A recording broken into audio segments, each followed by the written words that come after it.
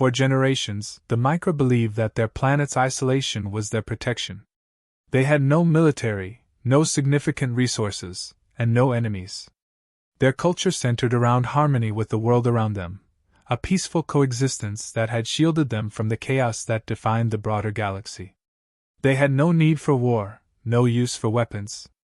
They were builders, caretakers, and thinkers. The galaxy, in turn, largely ignored them, deeming them irrelevant to the ongoing power struggles that raged across the stars. But when war erupted between several galactic factions, the Micra's isolation suddenly became a liability. The war had nothing to do with them, but the conflict was vast and sprawling, and Anitha, once forgotten, was now seen as a strategic location by the brutal Vorik Empire. The Vorik, a militaristic species with a thirst for conquest, recognized the tactical importance of Anitha. Its position near key hyperspace lanes made it the perfect staging ground for further military operations. The Micra's pleas for help went unanswered. Their long-standing allies, distant and detached, abandoned them. The larger galactic powers saw no reason to involve themselves in the fate of such a small and insignificant race. The Micra, realizing the inevitable, sent out one last call for help, a desperate plea transmitted into the void. No one expected an answer. Humanity heard that call. A relatively new player on the galactic stage, humans were still viewed as a scrappy, unpredictable species. They had proven themselves resilient and innovative, though often underestimated by the larger powers that had dominated the galaxy for millennia. Despite their limited influence, humanity had a growing reputation for intervening in conflicts others found beneath their notice. When the distress signal from Anitha reached them, it resonated. Humanity, though stretched thin by their own affairs, had a particular sense of duty toward those in need, especially when no one else would step up. It was not about gain or strategy for them. It was about doing what was right. Commander Alexander Reed, a battle-hardened leader with a history of bold, unconventional missions, was tasked with leading a humanitarian effort to save the Micra. Reed was a man who had seen more than his share of battlefields. He understood the cost of war, the suffering of the innocent, and the responsibility that came with power. The Micra's plea struck him deeply. Reed knew what it meant to be abandoned by those who should have cared, and he was determined to ensure the Micra would not face that fate. Even as other species mocked humanity for bothering with what they saw as a doomed and pointless effort, Reed prepared his fleet for the journey to Anitha. As the human ships entered Micra space, it became clear how dire the situation had become. The Micra, for all their intelligence, had no military capabilities. They had no space fleet, no planetary defense systems, and no weapons of mass destruction. They had lived for centuries without the need for such things. The Vorik Empire, in contrast, was a force of pure destruction. Known for their ruthless conquests, the Vorik had already begun preparing their assault on Anitha, ready to crush the helpless race beneath their iron heel. Reed assessed the situation quickly. He knew that humanity's forces were far outmatched by the sheer numbers and firepower of the Vorik. The Vorik Empire was not just interested in capturing Anitha, they intended to use it as a base to launch further invasions into nearby systems. If they took the planet, it would be a critical foothold in the galaxy's ongoing war, and countless more lives would be lost. But Reed was not one to back down from a fight, especially one he knew was worth fighting. The Micra were defenseless, but humanity was not. They were here, not just to protect the Micra, but to make a stand against the relentless brutality that had taken hold of the galaxy. It wasn't just about one race. It was about setting a precedent that even the smallest, most overlooked species had a right to exist without fear of annihilation. The Vorik fleet, looming on the horizon, was a daunting sight. Their ships were designed for one thing: war. Brutal and efficient, they cut through space like predators, seeking out their next kill. Reed's fleet, though smaller, was a testament to human ingenuity. Armed with advanced tactics and technology that prioritized adaptability and precision, Reed knew that they couldn't match the Vorik in raw power, but they didn't need to. Humans had always survived by outthinking their opponents. As his fleet took position around Anitha, Reed opened a communication channel with the Vorik. The response was exactly as he expected: mockery, disdain, and a clear warning to retreat before his fleet was destroyed. But Reed had no intention of backing down.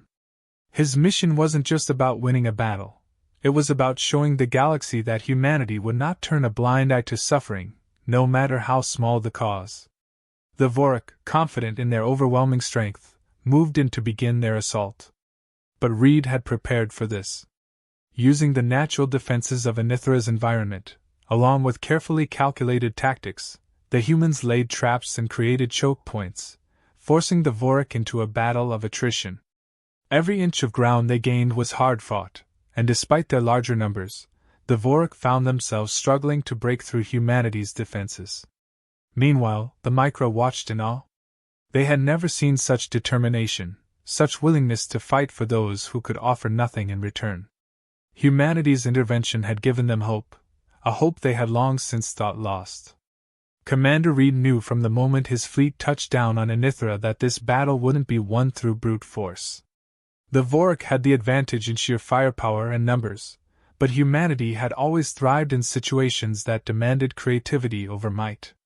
Reed immediately ordered his team to begin fortifying their position, using what little time they had before the Vorik descended in full force.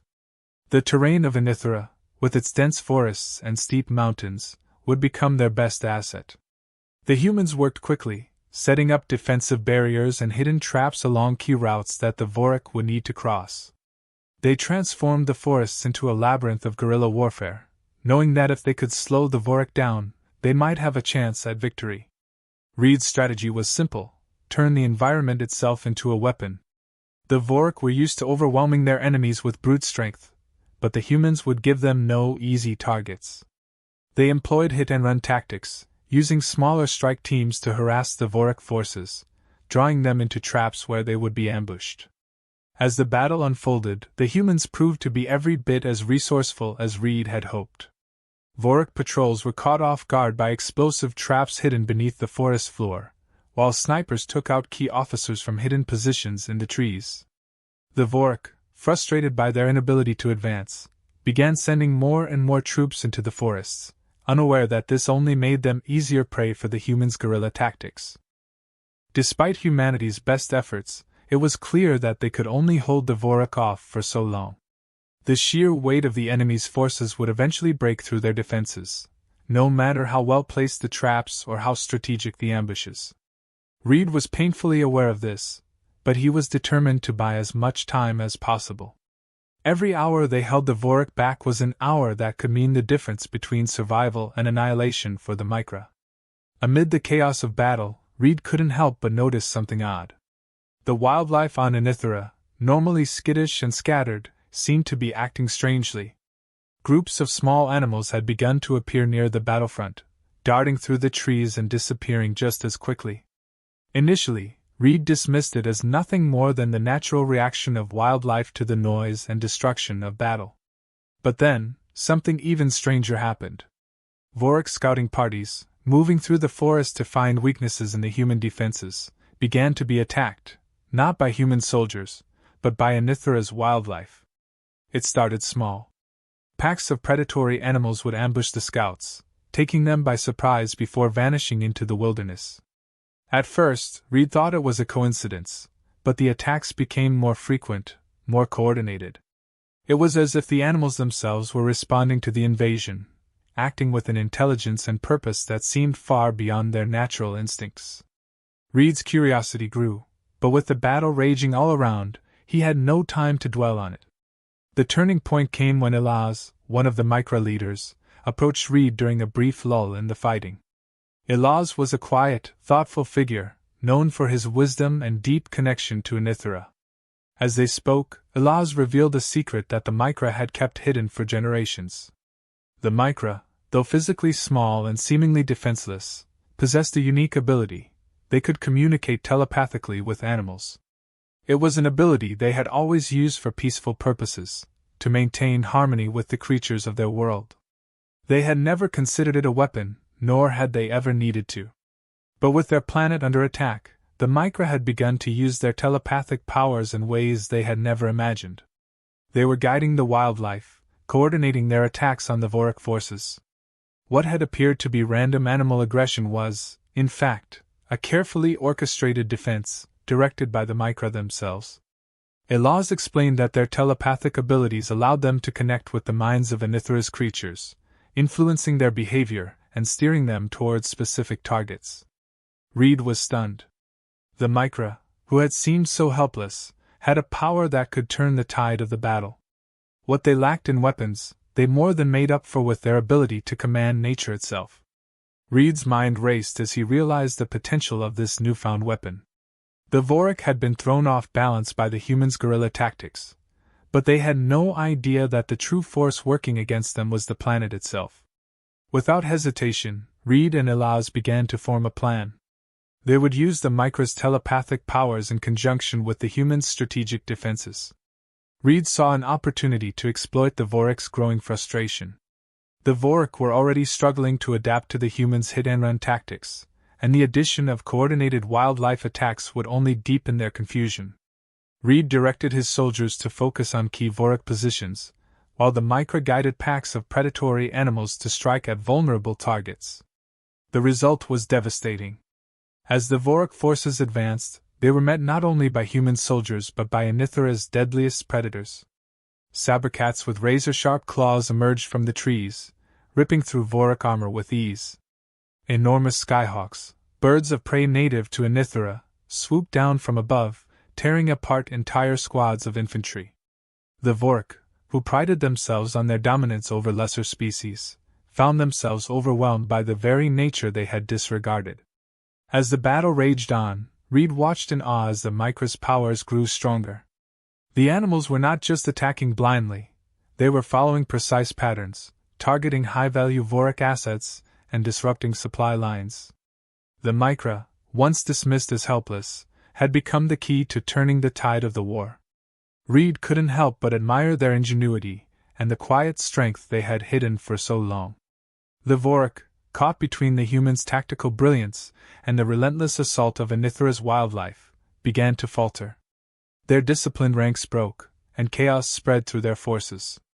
It was a scene Reed had never expected to witness, a mighty galactic empire brought to its knees by a combination of human tenacity and the natural world. But the battle was far from over.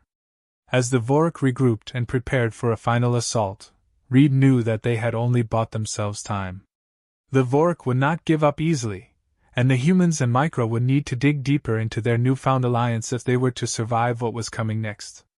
The initial victory over the Vorik felt like a reprieve, but it was clear to Reed and his team that it was only temporary.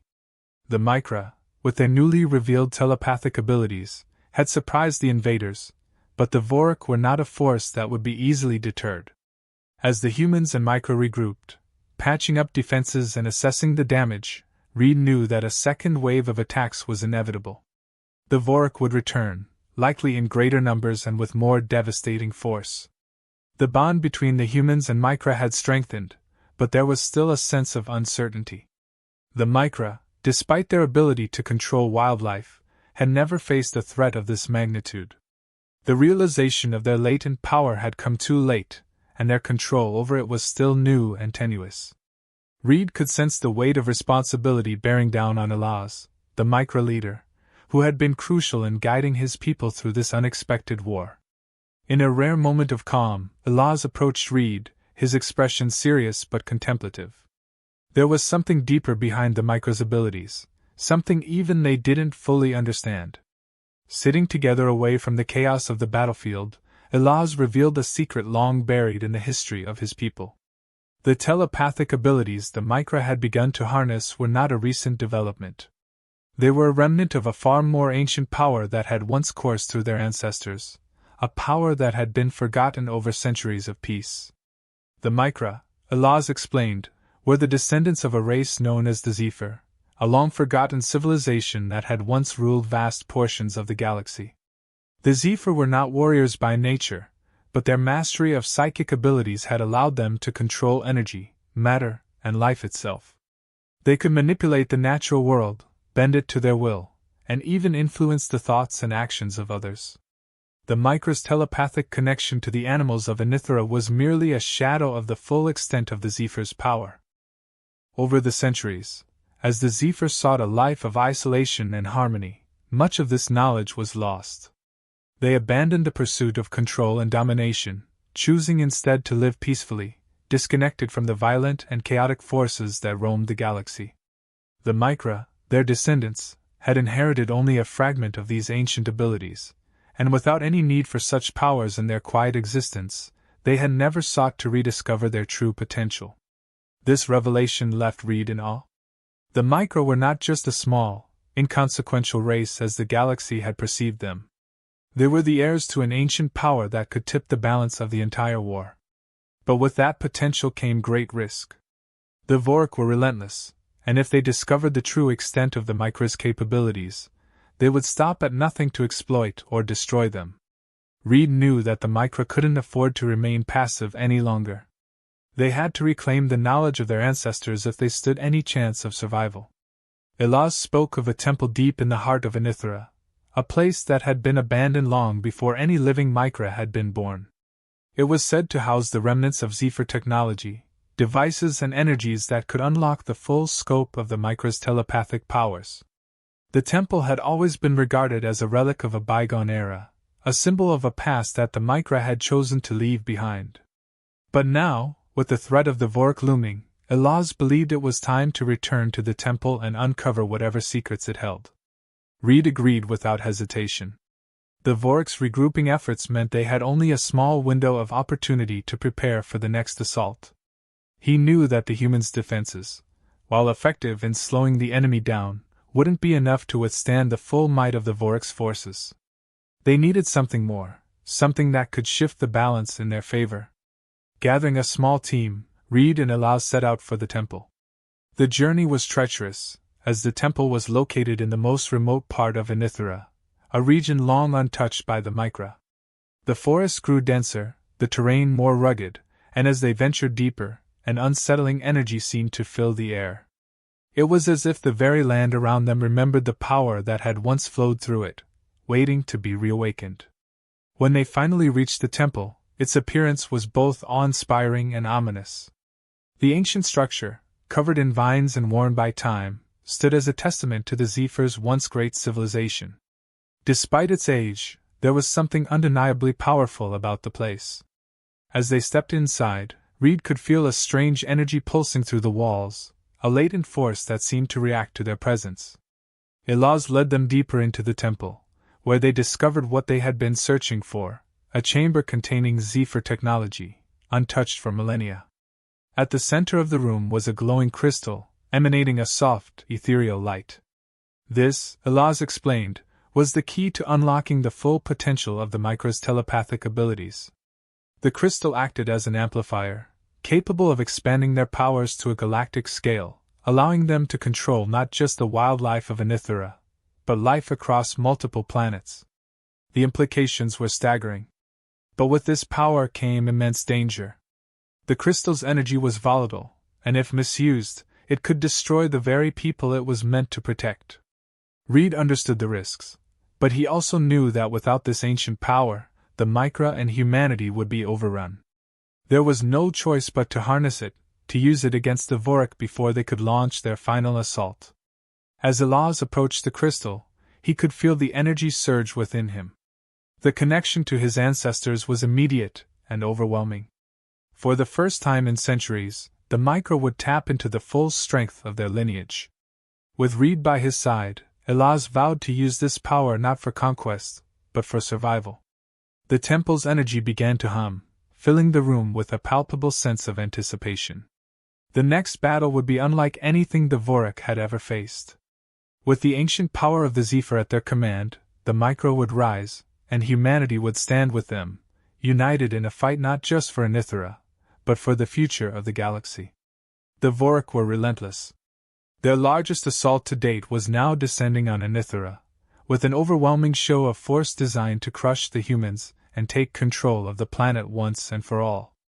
Waves of Vork ships filled the sky, their shadows blotting out the sun, as the final push began. The human forces, bolstered by the technology of the Zeper, braced for the onslaught. But even with their newfound advantage, it was clear to Commander Reed that the odds were against them. The Vorac's strength was in their sheer numbers and ruthless efficiency. As their ships entered Anithra's atmosphere, they began bombarding human positions, trying to break the defenses that Reed and his team had painstakingly built. The humans fought back with everything they had, deploying traps, utilizing every inch of cover, and coordinating with the Micra to make use of the wildlife.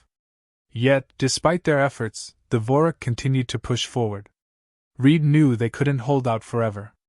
The Zeper technology gave them an edge, but it wasn't enough to match the raw power of the Vorac fleet. Reed's strategic mind was working overtime, deploying units to key positions, rerouting resources to defend weak points, and constantly adjusting tactics. His soldiers fought with courage and tenacity, but even the most optimistic among them could see that they were being slowly overwhelmed. The Vorac, undeterred by the initial setbacks, were methodically closing in. Then came the moment when all seemed lost. The Vorac forces broke through one of the primary defensive lines, their troops pouring into the human-controlled areas. The destruction was immense, and the human fighters were being forced back, step by agonizing step. Reed could see the end in sight, and for the first time, he began to wonder if they could truly survive this. The Vorac had the advantage now, and it appeared that nothing could stop them. But just as despair began to take root, Elaz and the Micra stepped forward, ready to unleash the full potential of the Zeper power they had rediscovered. The ancient energy source, buried deep in the temple, had granted them the ability to do far more than simply control the animals of Anitha. The Micra's telepathic reach extended far beyond what even they had imagined. As Elaz focused his mind, something incredible began to happen. The Micra's telepathic abilities, now amplified by the ancient Zeper crystal, reached across the stars. Their influence stretched to distant planets, awakening predators and creatures that had long been dormant. Beasts that had slept for centuries, forgotten by the galaxy, stirred to life once more, answering the call of the Micra. These creatures, some thought to be extinct, rose from the depths of their worlds, driven by the telepathic command of the Micra. It wasn't just the wildlife of Anitha that responded.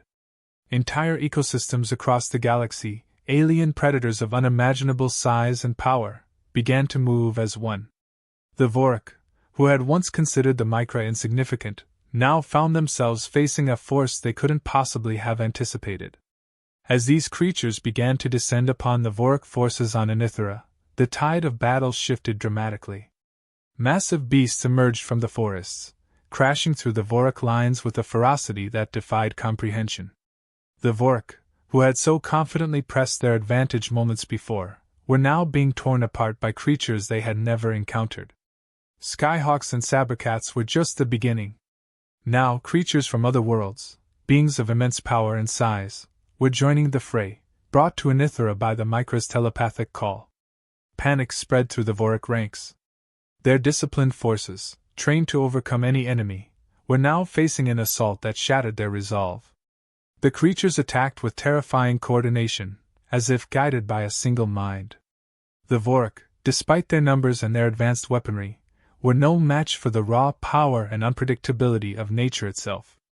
As the battle reached its peak, the Vorac's forces began to retreat. What had been a final push for victory had turned into a desperate fight for survival. The Vorac commanders, once confident in their impending victory, ordered their ships to withdraw. The creatures pursued them relentlessly, tearing through their ranks until the last of the Vorac forces had fled the planet. For the first time in the history of the galaxy, the Micra had shown their true power, and it was far greater than anyone had ever imagined. The Vorac, who had sought to dominate them, were forced into retreat, and the galaxy was left in awe of what had transpired. News of the battle spread quickly, and the once dismissed Micra were now seen in an entirely new light. No longer were they the helpless, mouse-like creatures that the galaxy had ignored. They were the descendants of the Zeper, a race with the power to influence the very fabric of life across worlds. In the aftermath, Reed and Elaz stood together, surveying the battlefield. The devastation left by the Vorac was evident, but so was the resilience of the Micra and humanity. The victory had come at a cost, but it was a victory nonetheless. The bond between the two species had been solidified through their shared struggle, and now, they faced a future filled with possibilities. Elaz spoke quietly to Reed about the path ahead. The Micra, with their newfound abilities and ancient knowledge, could become one of the most powerful forces in the galaxy. But power alone was not their goal. They had learned from their ancestors' mistakes, and they were determined not to repeat them. The Micra would not use their abilities for conquest or domination. Instead, they would remain true to their values of peace and harmony, using their power only in defense of those who could not defend themselves. Reed nodded, understanding the weight of that decision. Humanity had always fought for survival, but now they had a powerful ally by their side. Together, the Micra and humanity could stand against any threat the galaxy threw at them. The Vorak had been defeated, but the galaxy was vast, and other dangers surely lay ahead. Whatever came next, they would face it together. As the video draws to a close, the story leaves viewers with a sense of hope and inspiration. The Micra, once disregarded by the galaxy, had risen to become a powerful force for good, all because humanity refused to turn away when they needed help the most. The alliance between the two species had not only saved a planet, but had also reshaped the balance of power in the galaxy.